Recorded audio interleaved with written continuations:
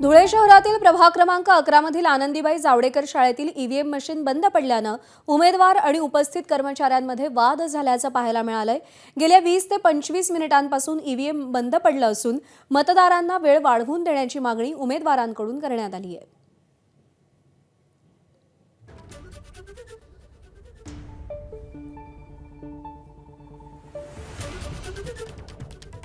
आनंदीबाई जावडेकर हे जे मतदान केंद्र आहे, गेल्या अर्धा तासापासून ईव्हीएम मशीन बंद आहे।